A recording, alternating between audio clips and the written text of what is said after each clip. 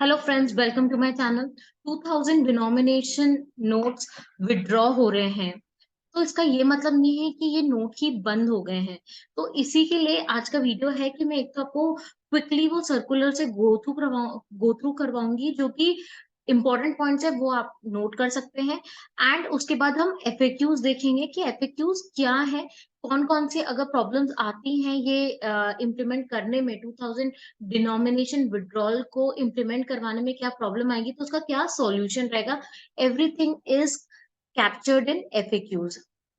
तो अगर हम सर्कुलर की बात करें तो सर्कुलर में क्या बताया गया है कि आरबीआई ने डिसाइड किया कि 2000 के नोट विड्रॉ कर रहे हैं सर्कुलेशन से। इसका ये मतलब नहीं है कि बंद हो गए।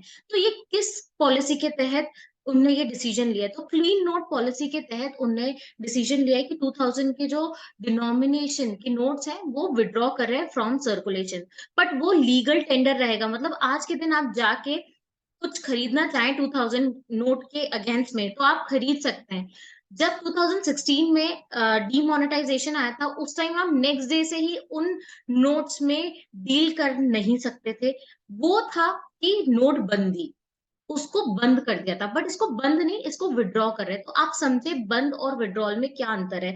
2000 का अभी भी लीगल टेंडर है, बट कब तक? 30 सितंबर तक। तो आपको इसलिए बोला गया है कि आप 30 सितंबर तक अगर आपके पास 2000 के कोई भी नोट्स हैं तो उसको या तो आप बैंक में जमा कर दीजिए या फिर आप एक्सचेंज करवा दीजिए इन अदर डिनोमिनेशन। तो एक्सचेंज की फैसिलिटी कब से स्टार्ट हो रही है? 23 मई 2023। आप 23 मई के बाद एक्सचेंज करवा सकते हैं या बैंक में डिपॉजिट कर सकते हैं। अब लिमिट बताई गई है फॉर एक्सचेंज ओनली। जब आप एक्सचेंज कर रहे हो, 2000 दे के दूसरे डिनोमिनेशन के नोट ले रहे हैं, तो उसके लिए लिमिट है। लिमिट कितनी है? 20,000 एट अ टाइम। वरना बैंक में बर्डन पड़ेगा, कोई इतने सारे नोट लेकर आ गया बल्क, तो कैसे करेंगे। तो इसी के लिए एक्सचेंज के लिए लिमिट लगा दी है 20,000। अदरवाइज आप डिपॉजिट करना चाहते हैं बैंक में तो वो आप कितना भी डिपॉजिट कर सकते हैं। तो ये थे की पॉइंट्स। अब हम एफएक्यूज को भी देखते हैं कि एफएक्यूज में क्या इंपॉर्टेंट चीज हमें मिलेगी। Why are 2000 denomination bank notes being withdrawn? तो वाई से रिलेटेड तो पूरी कथा है, आपको भी ये जानने की जरूरत नहीं। क्लीन नोट पॉलिसी के तहत हो रहा है, ये सब आप समझ लीजिए। What is clean note policy? It is a policy adopted by RBI to ensure availability of good quality banknotes to the member of public.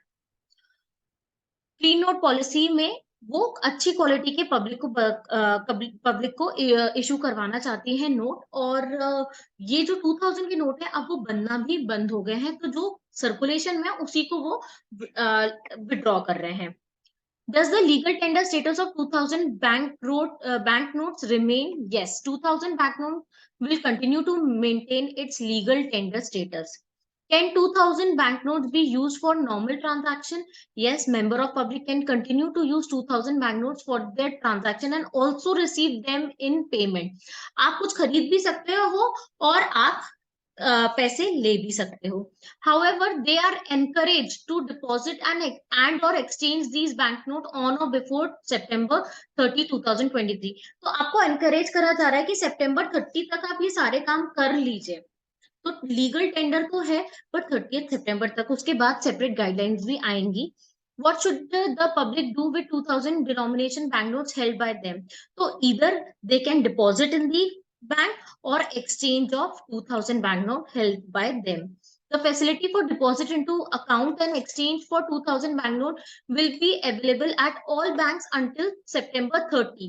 तो सितंबर 30 तक, 30 सितंबर तक हर बैंक में ये फैसिलिटी होगी डिपॉजिट और एक्सचेंज करने की। The facility for exchange will be available also at the 19 regional offices of RBI having issue departments until 30th September 2023. Is there a limit on deposit of 2000 banknotes into a bank account? No. Deposit into bank account can be made without restriction, subject to compliance with extent, know your customer norms and other applicable statutory regulatory requirement. Other statutory regulatory requirement का क्या मतलब है? TDS। अगर आप 10 लाख से ज्यादा cash deposit करेंगे तो टीडीएस अट्रैक्ट होगा। जो नॉर्मल चल रहा है सब चलेगा। अगर आप डिपॉजिट करना चाहते हैं तो कोई लिमिट नहीं है, इसलिए कितना भी जमा कर सकते हो। बट एक्सचेंज में है, is there an operational limit on the amount? of 2000 banknotes that can be exchanged? Yes.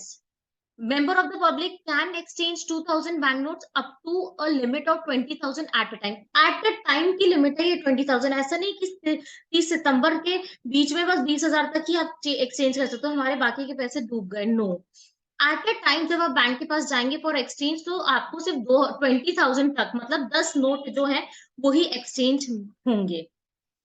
Can 2000 banknote be exchanged through business correspondence? तो बिल्कुल yes, exchange of 2000 banknotes can be made through BCs up to a limit of 4,000 per day for an account holder. BCs के लिए limit है 4,000 per day की। अगर आप business correspondence से exchange करना चाहते हो तो 4,000 पर डे की लिमिट है। From which date will the exchange facility be available? तो ये 23 मई 2023 से exchange facility available है। Is it necessary to be a customer of the bank to exchange 2000 banknote from its branches? No. A non-holder account also can exchange 2000 banknotes up to a limit of 20,000 at a time at any bank branch. तो आपका account नहीं भी है तो आप वहां से जाके एक्सचेंज कर सकते हैं। Is there any fee to be paid for exchange facility? No, कोई भी फी नहीं है, सब कुछ फ्री ऑफ कॉस्ट है exchange. Will there be special arrangement for senior citizen person with disability? Yes, bank have been instructed to make arrangement to reduce inconvenience to the senior citizen, persons with disability, etc. seeking to exchange or deposit 2000 banknotes. So उनके लिए separate arrangement banks को करना है। What will happen if one cannot deposit or exchange 2000 banknote immediately? To make the entire process smooth and convenient for the public, a period of over 4 months has been given for deposit and or exchange of 2000 banknotes. Member of the public are therefore encouraged to avail this facility at their convenience within the allotted time.